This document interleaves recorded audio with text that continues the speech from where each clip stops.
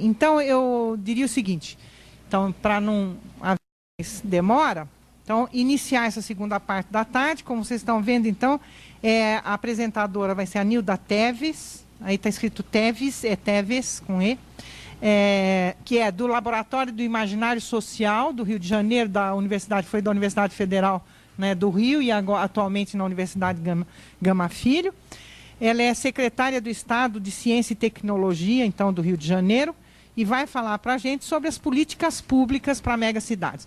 Eu sei que quando fala secretária do Estado, eu mesmo fico muito impressionado, mas eu acho uma grande vitória, uma grande coisa feita no Rio de Janeiro, porque eu conheço a Nilda de muito tempo de trabalho e realmente ela tem um trabalho apreciável. É muito importante que os governos sejam sensíveis, não é, a pessoas que têm o trabalho como a Nilda tem. Então, eu acho que é uma contribuição da academia para o governo nesse caso e também o governo, vamos dizer, ser sensível ao fato de que são pessoas que têm trabalho e formação, que ocupem cargos. Eu acho que já é também um passo importante na nossa vida social e acadêmica. Então, é com grande prazer, Nilda, que eu passo a palavra para você, sabendo que você vai utilizar de maneira muito boa para nós. Eu tenho quantos minutos? Você fala. Me controla aí, porque... Não, que 1 hora. Não atrasar o pessoal. Tá? Tá. Boa tarde, é um prazer estar aqui. Agradeço a Eni, agradeço o pessoal do laboratório. Tem que falar mais alto. Ah, não. Beleza.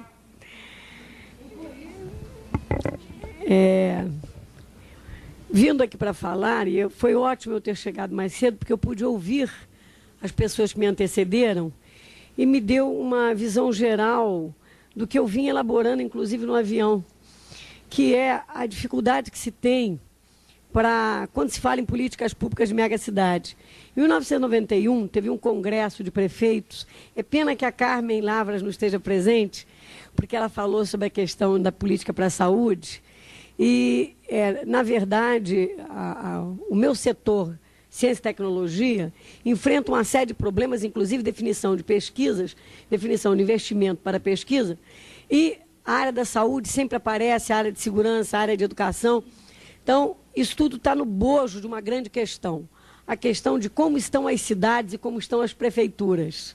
Ou seja, é um pouco complicado, a gente confunde as coisas, mas essas coisas têm um tratamento diferenciado e às vezes a gente, por expansão de linguagem, a gente diz assim, é a mesma coisa, não é.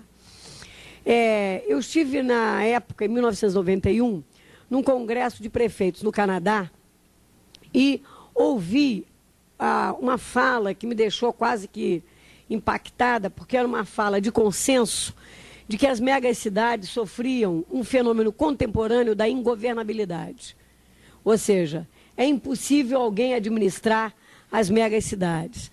E ouvindo agora a fala da Carmen, ela apontou exatamente para o problema da governabilidade, que significa você tem que administrar determinados conflitos que são gerados e são geradores de grandes centros urbanos, de locais onde há um número muito grande de pessoas, onde você, teoricamente, deveria poder administrar um índice de desemprego mínimo.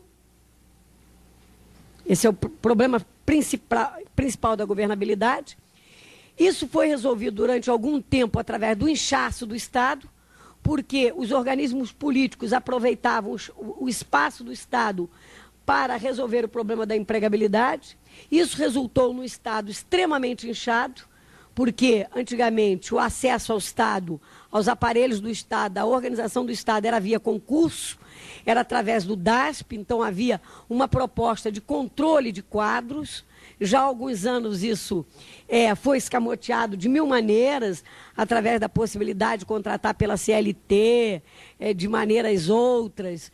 Resultou num Estado extremamente inchado e, dialeticamente, isso está inviabilizando o próprio Estado, porque chega a um ponto que ele não tem recursos para poder efetivamente distribuir, isso sem tirar o problema seríssimo, que é o problema básico no Brasil, que nós sabemos que é a concentração de renda, que é a forma como se organiza a distribuição da riqueza social nesse país.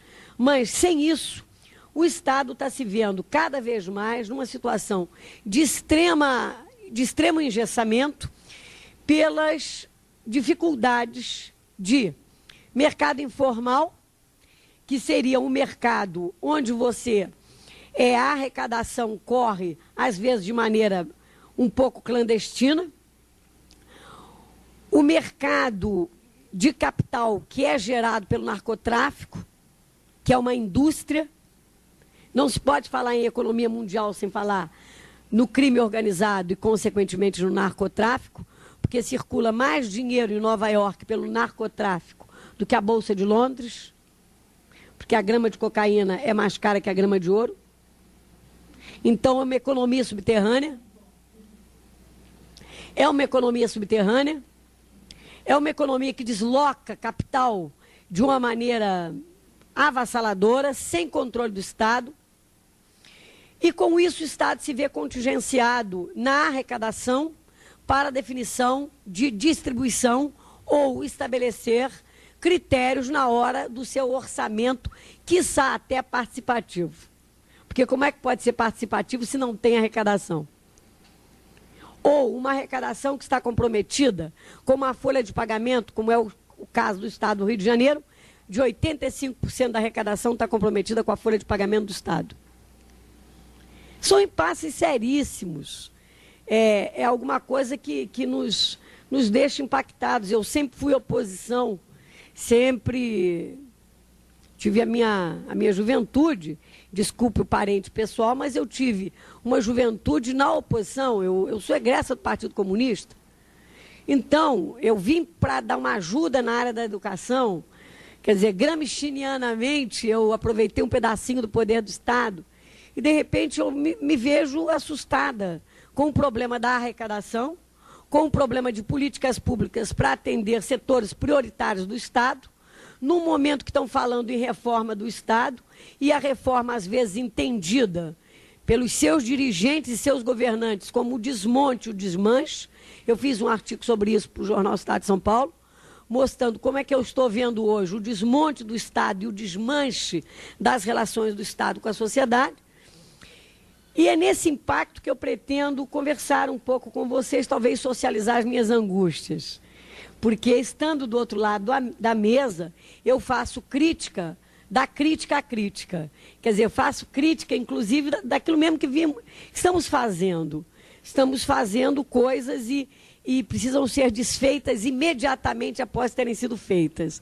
Por isso eu aceito a descontinuidade, por isso eu aceito as lacunas, por isso eu aceito o repensar, o instituído a cada momento. Bom, levando em conta essa questão da ingovernabilidade das megacidades, isso acusado em 1991, no Canadá, quando se colocava o problema do crescimento da população, do aumento da longevidade, da possibilidade da longevidade, que é uma contradição, né? Ao mesmo tempo que você contém a natalidade, você aumenta a longevidade por causa dos recursos próprios da ciência, da tecnologia, a possibilidade da qualidade de vida. Tudo isso leva o Estado a definir minimamente como área da sua intervenção direta em 4 pontos fundamentais, né? Que é a área da saúde, que é a área da segurança, que é a área, 3 pontos fundamentais, que é a área da educação.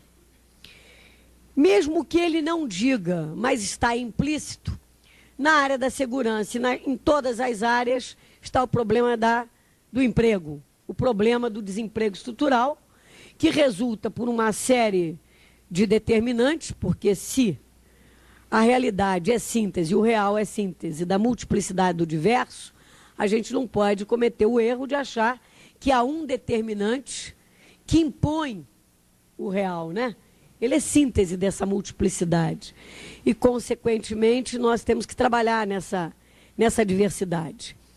Eu vou falar um pouquinho no setor que eu mais atuei, porque eu estou como secretária no final do governo, há um ano, terminando o final do governo, porque o secretário que me antecedeu foi trabalhar na Agência Nacional de Petróleo e o governador me convidou que assumisse para fechar governo. Na verdade, o tempo que eu passei no Estado foi implantando política na área da educação, do ensino técnico. Porque o ensino técnico, exatamente por ver na questão da educação uma lacuna muito séria, que é a lacuna da formação de mão de obra qualificada num país que você questiona não só o modelo de desenvolvimento que ele vem assumindo, mas o problema da globalização. E uma juventude onde falta perspectiva, onde tem lacunas de esperança, onde a droga circula, onde você minimamente tem que dar respostas.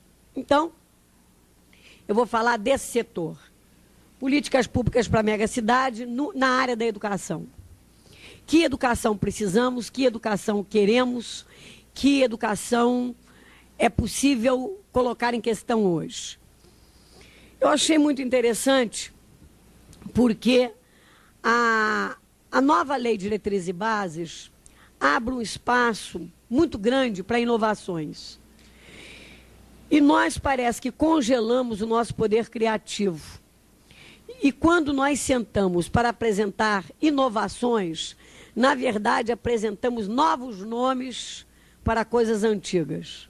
As inovações são apenas nomenclaturais, não são inovações de fato.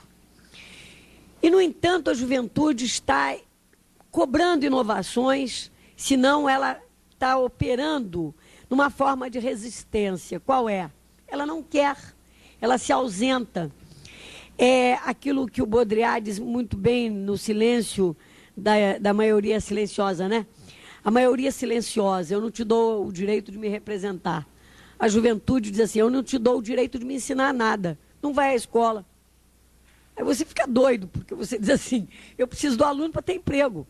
Minimamente. Você é levado a tomar consciência da polaridade do teu fazer. Né? A polaridade do teu fazer demanda o outro. Que durante anos se pensou um professor numa única direção. E agora o professor está sendo obrigado a pensar que se não tem aluno, ele não exerce o seu fazer. Então, é a consciência da carência, né? O professor, nessa consciência da carência, está um pouco assustado.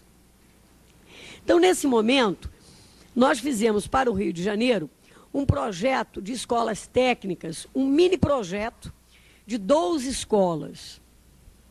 E que está dando certo, pelo menos até agora, porque nós conseguimos condições objetivas mínimas para que dessem certo. Eu vou falar um pouquinho do que antecedeu esse projeto para a gente conseguir ver a extensão desse projeto. Logo que o governador foi eleito, e diga-se de passagem, eu não tinha nenhum compromisso com o projeto político do Estado, eu era apenas amiga da família e tinha trabalhado com meninos de rua. Na época, eu era professora na Fundação Getúlio Vargas e orientei várias teses sobre crianças com desvio de comportamento, menino de rua, populações marginais. E tinha feito um projeto para menino de rua quando o doutor Marcelo foi prefeito. Funcionou bem, deu certo, acabou a prefeitura, eu voltei para casa. Quando ele foi eleito, ele recebeu um elefante branco, que foi um prédio da antiga Funabem, que teria aqui a mesma coisa que a FEBEM. Só que, pela nova lei de proteção à criança, né, o direito da criança e do adolescente, essas crianças eram crianças consideradas de risco, mas não eram crianças infratoras, meninos infratores, eram só meninos considerados de risco. Alguns remanescentes do crime da Candelária, e eu fui para essa instituição. Foi uma coisa complicada porque o prédio, aquele símbolo da morte, da repressão, da ditadura, símbolo mesmo, porque ele não era um simbólico que se deslocava, ele estava lá plantado, com grade. Eu encontrei salas onde tinha algema na parede, quer dizer, o menino ficava preso. Encontrei celas de 1,5 por 1,5, sem luz, para prender criança.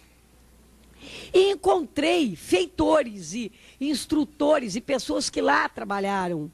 Então eu encontrei uma instituição convivendo com um momento tenso muito grande, que era abrir a instituição, deixar de ser instituição fechada para ser instituição aberta. E isso não era um deslocamento de sentido natural, não bastava abrir a porta. Tinha todo um trabalho que foi feito, que nós trabalhamos, que foi mudança de representação. E por isso que eu quero dizer a vocês, com todo respeito e muito carinho, que eu aprendi muito quando trabalhei com o imaginário social, da dimensão pragmática disto. Isto é um instrumental para as ciências sociais.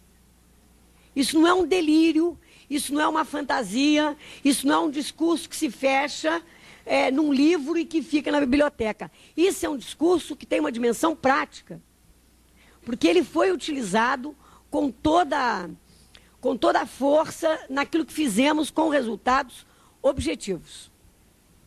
Então, quando nós chegamos lá, existiam 1.200 funcionários marcados pelo imaginário da morte, porque eles estavam extremamente sofridos, porque o Collor tinha terminado a LDB, terminado não sei o quê, aí veio o Fernando Henrique, terminou a LDB, terminou o CBIA.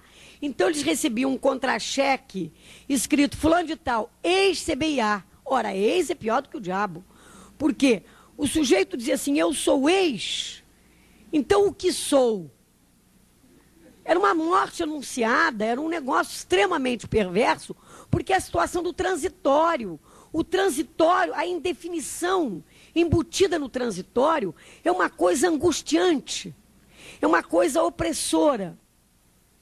Então, eles estavam extremamente contingenciados pela situação de ex, convivendo com meninos que eles, se pudesse, matavam de pancada, porque era a prática da instituição total.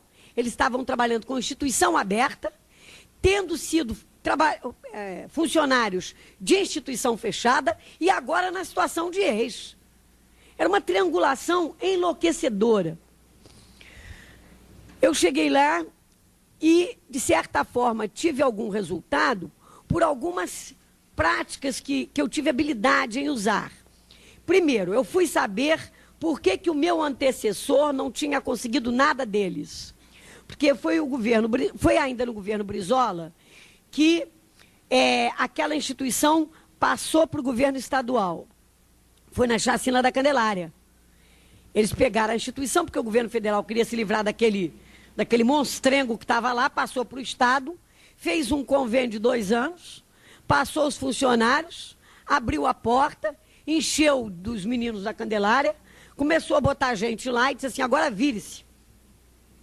Os funcionários fizeram isso. O Brizola foi lá e disse assim, eu vou fazer isso. Olha, foi uma guerra simbólica, não foi uma violência simbólica, foi uma guerra simbólica. Eles lá, de braços cruzados, e o Brizola dizendo que ia cortar a cabeça deles. Então, eles não trabalharam durante 2 anos. Quando eu cheguei, pedi que eles se reunissem num teatro e, humildemente, disse para eles, olha, às vezes a palavrinha mágica, tem palavrinhas mágicas, sabe? Que na hora exata, no lugar exato, faz sentido. Quando o governador disse, Nildo, eu preciso de você, vai lá, dá um jeito, depois você passa para outro, mas fica lá uns 6 meses, me dá uma ajuda. Diz, o que eu faço com aquela porcaria, senão eu devolvo aquilo para o governo federal. Eu disse, vou lá ver, mato lá em cima, como disse agora o César Maia, jogava criolina nas pessoas, das coisas de doido. Então eu sentei no teatro e antes eu tinha dito ao governador, vou sozinha. Disse, como? Você não... Não. Eu vou sozinha. Se der, deu. Não der, eu volto. Aí eu me sentei no auditório e disse assim, olha, Eu vim para ver se a gente consegue levantar a instituição, mas eu sei que só quem pode levantar essa instituição são vocês. Eu vim apenas para ajudar e sou federal como vocês. Pelo ato de eu me identificar institucionalmente com eles, eles deslocaram o sentido do Estado do Rio de Janeiro. Eles me viram cúmplice. Alguém que ia ficar com salário congelado 4 anos, aquela coisa toda. Então, eles abriram a guarda para a convivência. Porque a convivência ia ser extremamente conflituosa se eu dissesse: o governador determinou que eu viesse aqui implantar um projeto para o Estado. Ah, não vai. Eles, a linguagem produz a verdade. Isso é o diabo. Custei admitir isso. Porque você choca. Aí nós chegamos lá e 1.200 funcionários, 300 e poucas crianças. Trabalhamos, fizemos tudo que pudemos, avaliamos diariamente. Eu tinha lá dentro um hospital, 12 prédios, uma escola de deficientes mentais, uma vila olímpica, 2 piscinas, 5 campos de futebol. É uma coisa de louco. Como aqueles mega instituições de Getúlio Vargas, como é a FEBEM, como as grandes instituições da época de Getúlio, né? Então, o que fazer com aquele negócio lá? Aí tinha um setor de transporte, com ambulância, com não sei quantos carros quebrados, mas um horror, roubo, desmonte de carro roubado, droga, cocaína, estupro, criança morrendo afogada na mamadeira, coisas do Arco da Velha. Verdade, verdade. E eu disse, como administrar isso? Então, eu fui tentando fazer uma cumplicidade com os setores saudáveis, porque era impossível achar que todo mundo ali estava perdido. Não, tinha gente ali muito boa, muito humana, que durante muito tempo estava ali contida.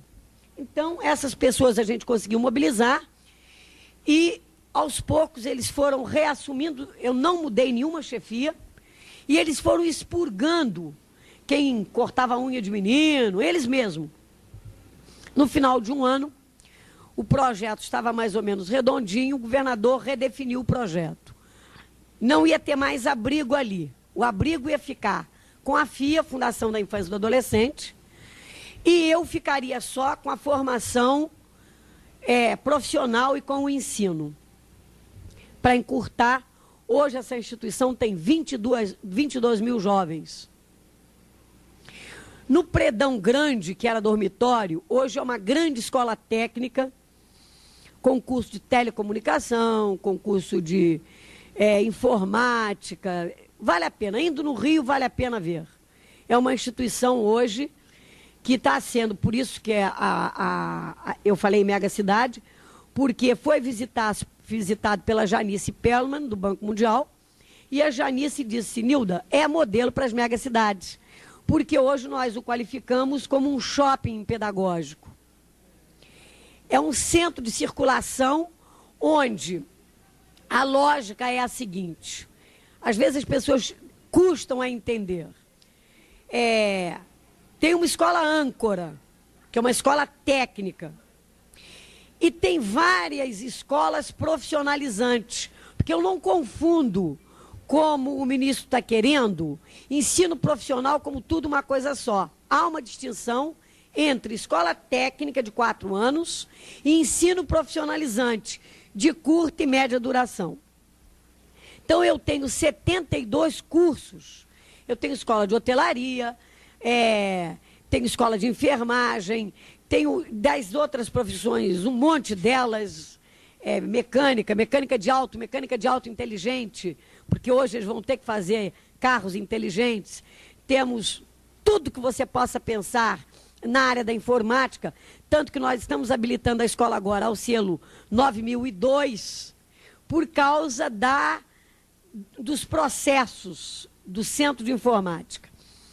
Então, deu um resultado positivo da seguinte maneira: as empresas estão recorrendo à instituição para levar os estagiários, quando normalmente você tem uma dificuldade enorme de arrumar estágio para os meninos.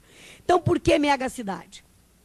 Porque, tendo a escola âncora e todas essas habilitações, você tem um grande centro de ludicidade. Então, o Centro de Educação Integral ele tem 3 vetores: escolaridade, ludicidade e trabalho. Então, nós temos escola de música, escola de teatro, dança, temos tudo quanto é tipo de dança. Então, o menino tem uma aula de laboratório de informática, tem um tempo vago, vai lá e faz dança de salão. E volta, tem aula de física. Porque, como é 1 milhão de metros quadrados, aquilo tudo está disponibilizado. Quem são os alunos? São os alunos regulares da escola técnica que fazem concurso para entrar para a escola e são alunos de qualquer lugar.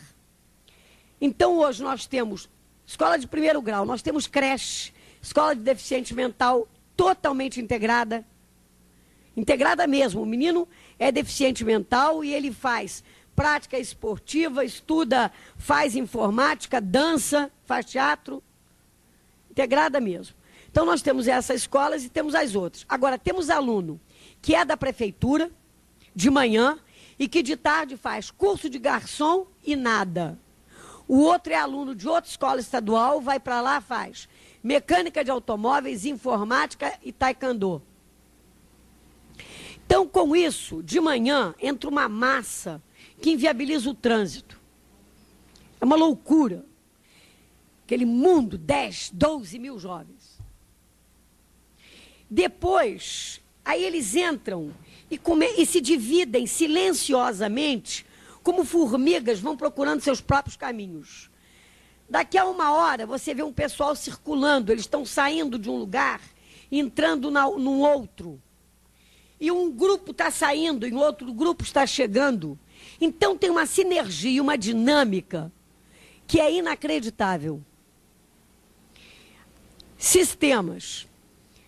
No registro de ocorrência, você não tem briga, você não tem pichação e, pasme-se, eu hoje tenho aluno regular no 1º grau, 1.800 crianças. Estamos em setembro, eu não tive uma evasão. A média para passar de ano direto é 7, 6 para final, 5 para segunda época. Senão não passa. Então, é para a gente avaliar o que está ocorrendo. De onde deriva essa disciplina?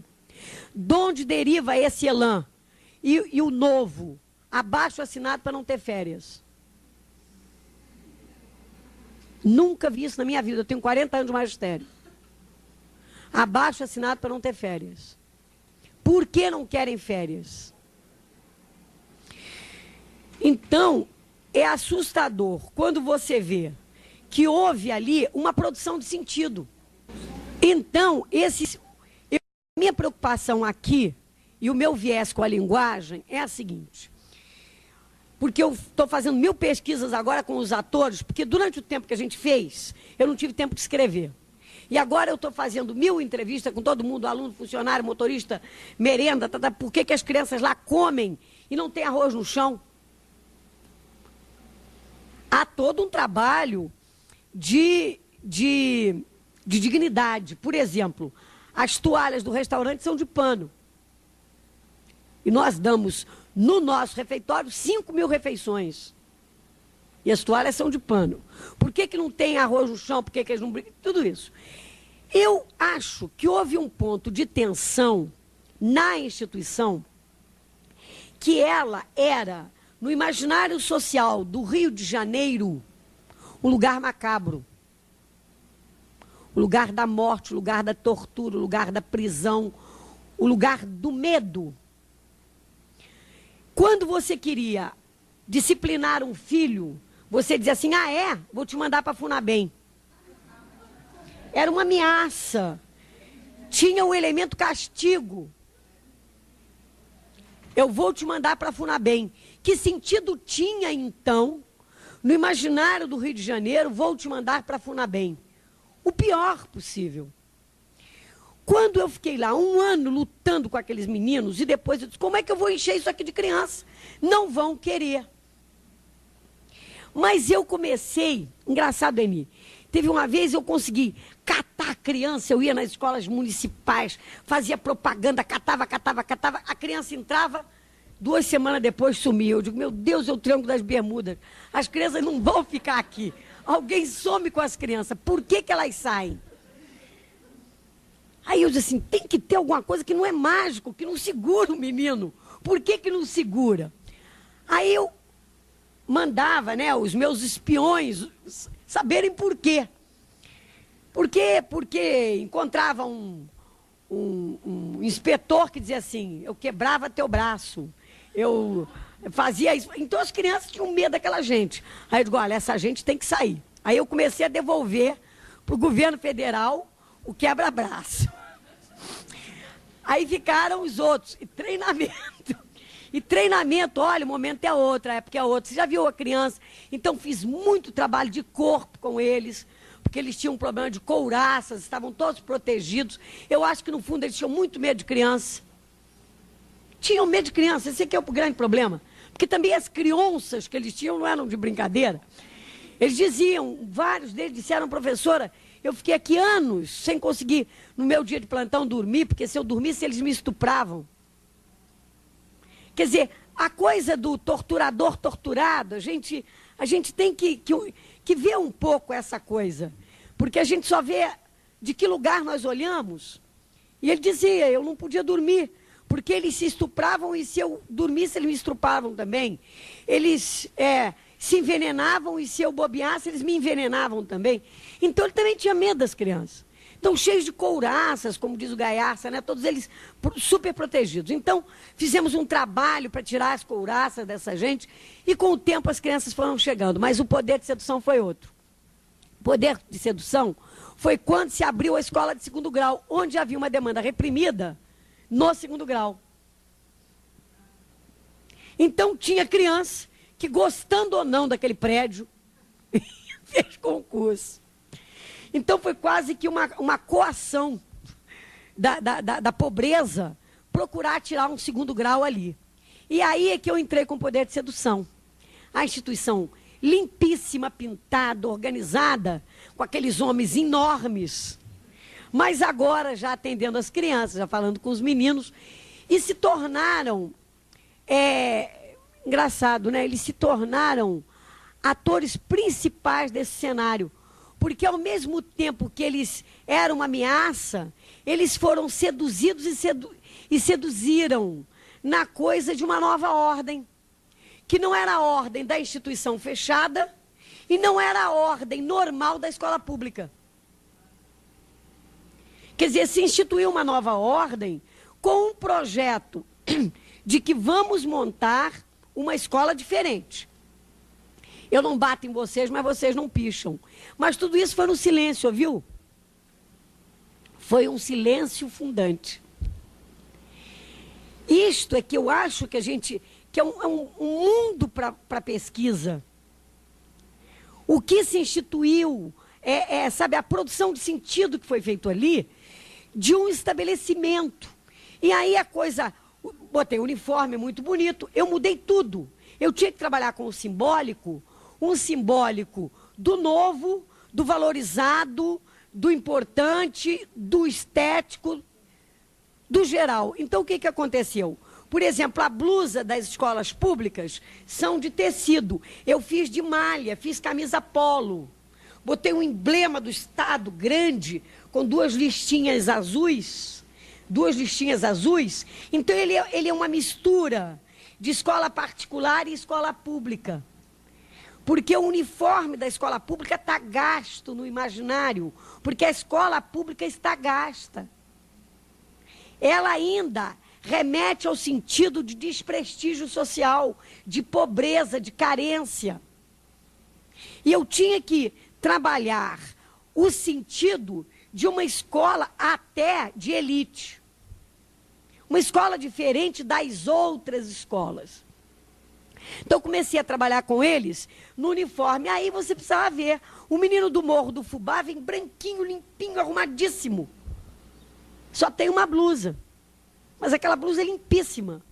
E como entrou no concurso alunos pobres e alunos classe média, pobres, muito pobres, troca foi se estabelecendo e se criou a coisa mais bonita da instituição, que é uma convivência pacífica de diferentes segmentos sociais, que é a antiga escola pública. Porque a antiga escola pública era democrática, porque ali conviviam o filho do sapateiro com o filho do médico, o filho do porteiro. Porque todo gueto deforma. Eu tenho por princípio que gueto de rico ou de pobre cria distorções sérias. E os meninos começaram a conviver da seguinte maneira: eu encontro com um sapato na mão, eu digo, que é isso? Por que esse sapato? Ele disse, não, Nilda, eu vou levar para o meu amigo, porque ele tem um baile hoje. O amigo dele mora no Fubá, não tem sapato para ir ao baile, mas não assalta ele para tomar o sapato. Eles se emprestam, eles se trocam. Então, se estabeleceu, não é uma convivência harmoniosa, é uma convivência respeitosa das diferenças. Eu acho que há um espaço para se estudar enquanto pesquisa. Eu mesmo não dou conta de tudo que aconteceu ali. Acho que um vetor muito importante foi o vetor da ludicidade. Por exemplo, na aula de teatro tem quase 1.400 meninos e meninas. E eu acho que o teatro é fantástico. Vídeo Boal nos ensinou muito sobre isso, né? O Boal da nossa era nos ensinou o teatro do oprimido com toda a riqueza. E ali o teatro é muito importante. A escola de arte, a música, a dança. Nós temos 4 bandas. Tem uma banda de jazz que é incrível. Estou bancando agora o primeiro CD deles. E, para finalizar esse pedaço, a convivência desses meninos me levou também à seguinte indagação: isto vai realmente resultar numa escola técnica ou isso vai ser um simulacro? O profissionalizante está indo muito bem. Estão consertando o carro, são eles que mantêm o ar refrigerado da instituição, porque eles ganham bolsa, porque os que têm assiduidade, pontualidade e rendimento têm uma bolsa de meio salário mínimo. Então, com isso, o conserto do ar refrigerado da casa toda é feito lá. Por quê? Porque eu queria mudar uma lógica que tinha na instituição. A instituição dizia, o problema da aprendizagem não é o produto, o que importa não é o produto, é o processo. Eu disse, no terceiro mundo interessa o processo e o produto. Vou dizer por quê. Porque você tem que lidar com as condições objetivas. Eles davam um curso de serralheria, onde eles botavam a chapa e o menino ia, serrava, depois cortava em pedacinho e jogava fora. Eu digo, gente, não pode. Como é que se dava aula de refrigeração? Pegava a maquete lá, começava a lógica, a lei da física, entendeu? O instrutor na frente, enchia de gás, todo mundo olhava, aprendeu, mediu, tá, tudo bem. Entra outra turma, soltava o gás, entrava outra turma. Eu digo, gente, nem a natureza aguenta, nem o bolso do Estado. Quando consertar esse troço com o gás, é para valer. Se botou o gás, tem que ficar. Senão você vai trabalhar com simulação. Então, era o processo e o produto. Então, os meninos começaram a consertar o ar refrigerado da casa, começaram a fazer, por exemplo, banquetes. Eles hoje vendem serviço, por causa da escola de hotelaria e de recepcionista, na área que a OIT está dizendo que o único mercado virtual de trabalho é entretenimento para a virada do século. Serviços, entre aspas, entretenimento. Então, eles trabalham em hotelaria.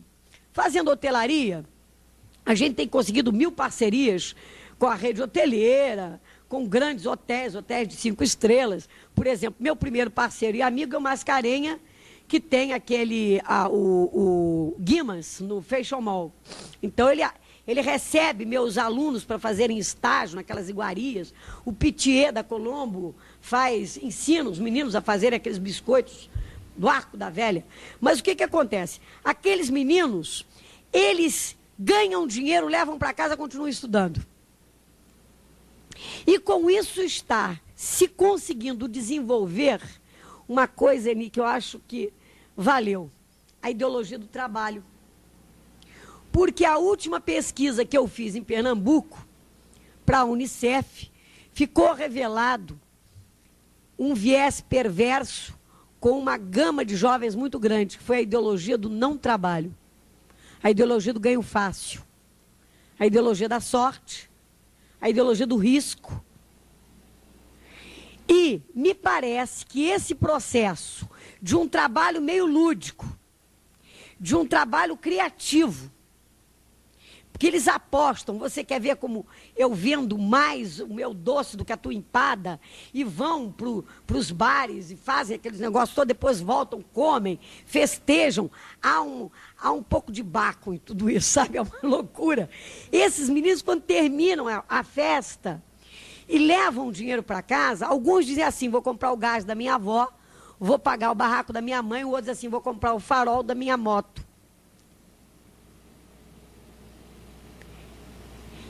Há uma convivência do fazer criativo, que é o processo laboral. Este processo é que eu acho que é o grande gancho que desloca a questão escola emprego para escola trabalho. Porque nas megas cidades você está trabalhando com um problema seríssimo de desemprego estrutural. Mas se vai faltar emprego, não vai desaparecer o trabalho. Então, neste momento, nós estamos com um patamar mais avançado que a formação de empreendedores. Já temos a primeira cooperativa, onde tinha pai desempregado que veio, porque eu tenho horror ao assistencialismo, horror. E no imaginário social deles foi um trabalho seríssimo, porque eles queriam o pai Estado, o pai protetor, o pai que dá, o pai que soluciona, o favor, e a gente tinha que instituir a lógica do direito. E a lógica do favor inviabiliza a lógica do direito. Como desenvolver no imaginário deles a lógica do direito? A lógica do direito implica a lógica do dever. Então nós não damos nada, nós trocamos. O setor da generosidade tem que ser visto com muito cuidado, porque a generosidade, às vezes, é cooptativa e extremamente perversa. O que é essa generosidade que se dá através do Estado? Então, eles, pela via do trabalho, da ludicidade e do conhecimento, eles estão construindo novos sentidos para a vida deles. Ao ponto que aquela garotada não quer ir embora. Termina esse ano a turma do terceiro ano, bateu uma depressão, uma choradeira louca. Nós vamos repetir, nós não vamos sair. Eu digo, gente, pela nova lei vocês podem fazer novos cursos. Não tem que sair, faça novos cursos, aumenta o grau de empregabilidade. Você acaba de fazer processamento de dados, faz telecomunicação, sai com um lastro maior, aprende sistema de redes e vai por aí afora.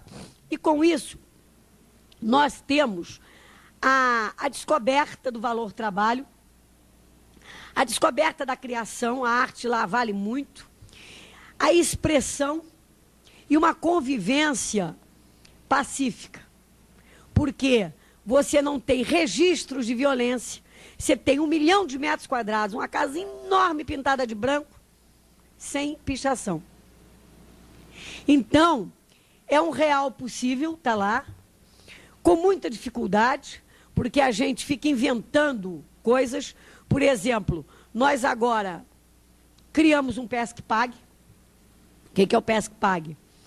Nós descobrimos que tinha um filete de água, eu chamei a Secretaria de Agricultura, eles avaliaram, viram que era água muito boa, era uma fonte, então eles dragaram o terreno, represaram, e a Brahma entrou na parceria, cercou, fez um restaurante, e nós fizemos lá um ponto turístico, porque é no subúrbio, no perímetro urbano. Nós fizemos um PESC-PAG. Ainda não fizemos os tanques de criação, os peixes ainda são comprados, mas já estão trabalhando para os peixes de criação. E fizemos a cessão de uso à cooperativa dos trabalhadores. São eles que exploram. Porque são as formas alternativas de geração de renda. Então, as meninas do curso de hotelaria ou os meninos, eles trabalham no Pesque Pague final de semana. Porque o contrato da cessão de uso implicou no compromisso de absorver os meninos da escola de hotelaria, que uma vez profissionais, entram para a cooperativa. Então, nós temos agora a proposta de que todas as oficinas façam unidades de produção. E as unidades de produção serão constituídas pelo sistema cooperativo dos meninos profissionais, que é a forma de fazer o ciclo. Porque o investimento básico, o Estado entrou, nós gastamos muito com equipamento, as escolas estão muito bem equipadas, e não sei por quanto tempo o Estado, mantém a renovação tecnológica daquilo ali. Escola técnica é cara. Para ser boa, é cara. Então, aproveitamos a amizade com o governador e conseguimos bastante coisa. Bom, com isso, com o sucesso disso, o governador tirou 12 escolas técnicas do Estado, que estavam um flagelo, e passou para a Secretaria de Ciência e Tecnologia, para dar um tratamento diferenciado a essas escolas. Porque o Rio de Janeiro tem 2.000 e tantas escolas. Ele não poderia fazer nas 2.000 e tantas o que fez nessas 12 escolas, que foi reequipá-las, dar um plano de cargos e salário diferente para os professores, porque o piso salarial é 1.120, um plano de carreira, onde mestrado, doutorado é igualzinho ao nosso plano de carreira. Eu peguei o paradigma da Universidade Federal, da Universidade do Estado do Rio de Janeiro, da UERJ, e esse foi o plano aprovado pela LERJ. Então, os professores têm condições objetivas de trabalho favoráveis, os alunos têm uma convivência e condições objetivas de esporte, de lazer, de produção, desenvolvido com a criação, e isso foi visto pela Janice Perlman como um projeto possível para megas cidades, onde o jovem pode entrar de manhã e sair à noite sem se sentir numa instituição total. É isso que é a grande diferença. Porque quando você pega um jovem e põe numa instituição e ele fica o dia inteiro só ali, você corre o risco da unirreferência. Ele depois não sabe fazer relações fora daquela instituição. Ele bloqueia o universo dele. Ele fica com uma univisão. Mas, como eu disse, é um shopping pedagógico, e eles circulam, e eles mudam de cursos, e eles vão lá fora e voltam, isso dá a ele a multirreferência. Então, eu acho que o projeto está muito bem. Nós tivemos que conter agora, para vocês terem uma escola de motorista. Também. E eles fazem, motorista só pode entrar se fizer o curso de motorista profissional. Eles saem motorista de ônibus, porque eles fazem o estágio na escola, depois são encaminhados para a empresa de ônibus. Os mais pobres querem, precisam e fazem bem. Agora, nós estamos com 2 grandes projetos. Abrimos uma escola de comunicação e turismo. Fantástica. Esse é o meu barato. Por quê? Porque o querido amigo amado Darcy Ribeiro tinha criado no Rio de Janeiro um centro que ele pretendia fazer vídeos para a formação de professores. Então, era num andar de um prédio de 5 andares que funcionava a Secretaria Especial de Educação. Lá em cima, e já vou terminar, um segundo. Lá em cima, tinha 4 ilhas de edição, um estúdio, tudo de uma televisão. Acontece que o Darcy morreu. Aquilo foi truncado, roubado, pintaram os canecos. Agora, a Secretaria de Educação teve que sair de lá, porque ela foi para outro lugar, foi para o Banejão, e aquele espaço não tinha sequer destinação no Estado.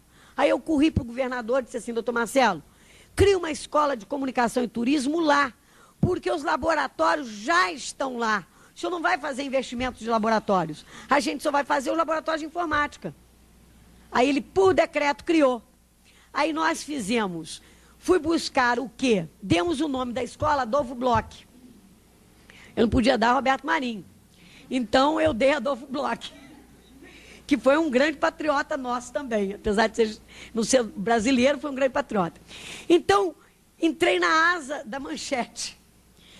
Procurei a família Manchete e pedi que nos orientasse na produção do currículo. Aí eles puseram os técnicos profissionais da área trabalhando na composição curricular. Então, é uma escola extremamente nova. Na área de turismo, nós fizemos a parceria com a Embratur, procuramos os profissionais da área, os homens da rede hoteleira, porque quem fala em turismo fala em hotel, dizendo o que o senhor quer de um técnico de turismo. O que o senhor quer de um técnico de comunicação. E abrimos a primeira escola no Brasil, pública, de comunicação e turismo. TV, rádio, multimídia, marketing, propaganda. Essa escola hoje não tinha professores quase para isso. Vários setores não tinham professores. Pegamos técnicos que se fizeram dentro da televisão, conseguimos licença provisória para eles no Conselho Estadual de Educação e eles estão tocando. Se vocês forem ao Rio, também vale a pena ver. E dentro dessa escola vão funcionar duas agências. Uma agência de turismo e uma agência de eventos. Dentro da escola. Para os meninos conviverem com a realidade do trabalho. E a escola que a gente está acabando de fazer o desenho é a Escola Técnica de Transporte. Porque mega cidade tem problemas seríssimos. Um deles é transporte. E essa escola de transporte vai ter caminho metroviário, ferroviário, aeroviário, cabotagem e rodoviário. Acabou. Acabou. Só é a última. Então, essa escola de transporte é uma escola que a gente está terminando agora. No final do governo deixaremos montada e o próximo governo levará. Porque, com certeza, a virada do século precisará de técnicos de transporte, de técnicos de comunicação, de técnicos em turismo. Por quê? Porque uma guerra não se faz só com generais. Precisa de sargentos, cabos, tenentes. Então, foi uma opção de governo, foi uma política pública nesta direção. Tem muitas falhas, não resolveu todo o problema da educação do Rio de Janeiro, mas deu uma alavancada. Quem vier, que toque, eu desejo que dê certo, porque lutamos muito para isso. Obrigada.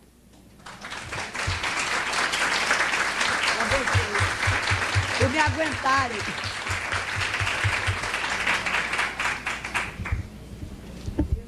Primeiro, eu quero agradecer imensamente a sua participação. A questão do tempo é um inferno.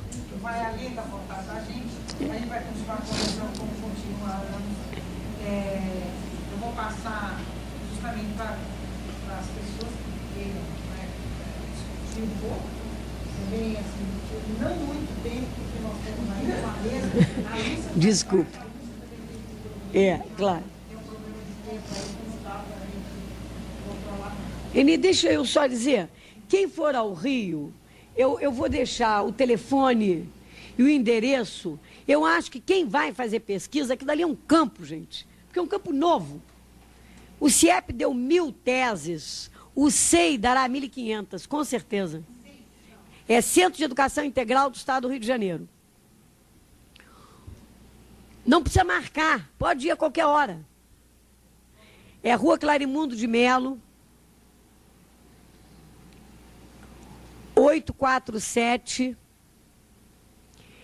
em Quintino Bocaiúva. Eu não fico mais lá, mas pode ir sem problema. Fica perto da Universidade Gama Filho. Perto da Universidade, atrás da Universidade Gama Filho. O telefone de lá é 021 591 0774. A presidente da fundação que dirige tudo isso agora chama-se professora Marlisa. Quem tiver interesse de pesquisa, vale a pena ver. Só uma observação de passar por público, eu passei público, você você falou bastante, né, para caracterizar a experiência, e a questão teórica foi enrolada, mas sem dúvida, assim como você faz esse trabalho, você sabe que você mexeu fundamentalmente é no imaginário. Com certeza. Tem que mudar. Mexeu aqui, mexeu ali.